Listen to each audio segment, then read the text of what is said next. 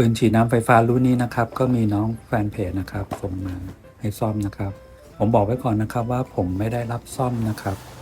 แต่เห็นว่าน้องเขามีความพยายามในการที่จะซ่อมนะครับผมก็เลยลองรับมาดูแล้วก็ผมดูอาการแล้วเนี่ย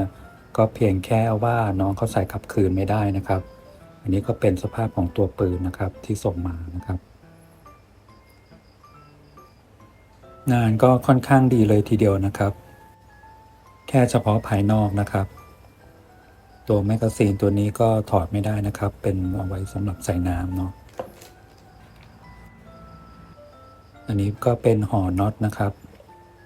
แล้วตัวนี้ก็เป็นที่ชาร์จตัวชาร์จนี้ก็จะเป็น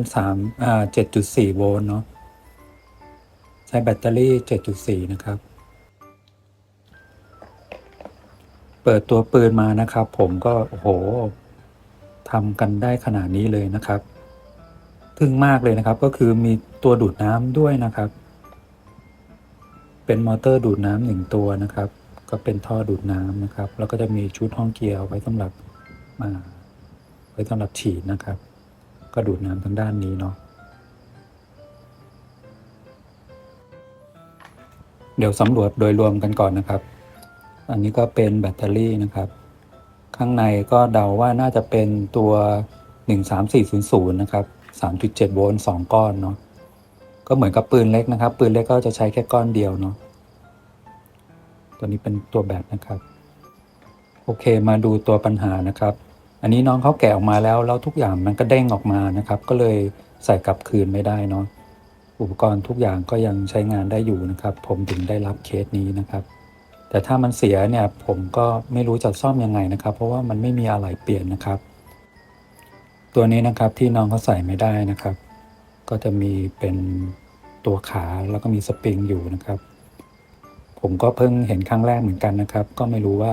จะทำมันได้หรือเปล่านะครับก็แกะออกมาก่อน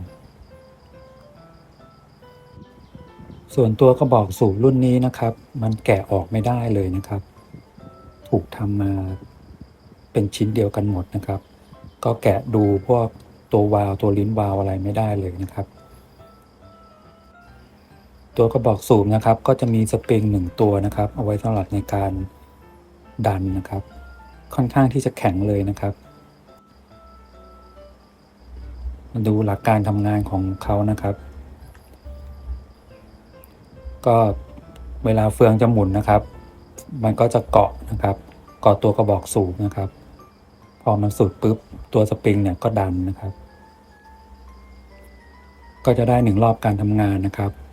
เมื่อเฟืองนะครับมาเกาะอีกนะครับก็ชาร์จออกนะครับแล้วก็สปริงก็ตีเข้าไปนะครับเจ้าปัญหานะครับผมเองก็ต้องเดาเอานะครับก็คิดว่าตัวนี้นะครับเป็นตัวล็อกเฟืองนะครับไม่ให้เฟืองมันตีกลับนะครับตอนที่ดึงสปริงนะครับก็ลองใส่ดูก็จะได้เป็นประมาณนี้นะครับเพื่อนๆท่านใดที่ไม่เหมือนกับผมเนี่ยก็บอกได้นะครับผมจะได้แก้เนาะอันนี้ก็ผมก็ลองประมาณนี้นะครับ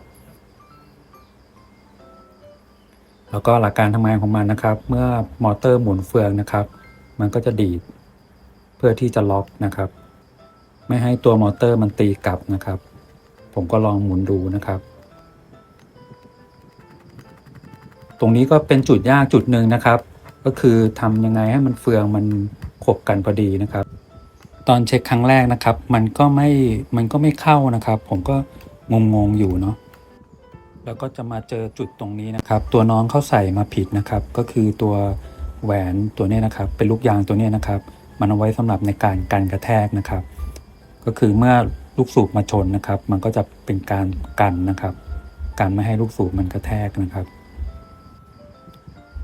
ตรงนี้ต้องมีนะครับแล้วตัวเฟืองนะครับมันก็จะคบกันพอดีเนาะก็ประมาณนี้นะครับแล้วก็ลองหมุนดูนะครับเวลาได้รอบของมันก็จะหมุนเข้าฟันพอดีนะครับแล้วก็ลองทดสอบดูนะครับก็ใช้ได้นะครับจะกดครั้งแรกเนี่ยเสียวๆหน่อยนะครับเพราะเสียงเฟืองมันขบกันคิดว่าเฟืองไปซะแล้วนะครับก็ลองทดสอบดูดน้ำนะครับ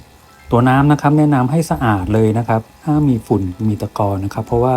ผมดูแล้วเนี่ยมันไม่มีตัวกรองนะครับ มันอาจจะไปอุดตันตรงปลายของตัววาล์วได้นะครับ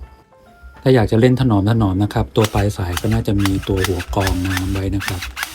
น้ำที่จะเข้าไปมันจะได้สะอาดเนาะพูดถึงระบบนะครับ ระบบมันดีมากเลยนะครับ แต่เพียงแต่วัสดุที่เอามาใช้เนี่ยมันค่อนข้างที่จะแบบเปราะบางนิดนึงเนาะ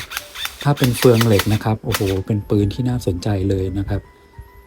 ถ้าใครผลิตปืนฉีดน้ำมาเป็นเฟืองเหล็กนะครับแต่งสปริงได้เหมือนตัว BB กันนะครับก็เป็นปืนที่น่าซื้อเอาไว้เก็บเอาไว้เล่นเลยนะครับ แต่ทีนี้มันก็ดูภายในแล้วเฟืองมันก็น่าจะรูดในไม่ช้านะครับ อันนี้ให้ดูงานนะครับหลังจากที่ประกอบเสร็จเรียบร้อยนะครับ งานดีเลยนะครับ ภายนอกนะครับ ของเล่นสมัยนี้ทำออกมาเนียบมากเลยนะครับย้ำอีกสักครั้งหนึ่งนะครับคือผมไม่ได้รับซ่อมนะครับ อันนี้เป็นเคสพิเศษนะครับก็แพ็คของนะครับใส่กลับคืนส่งเจ้าของเดิมนะครับสวัสดีครับ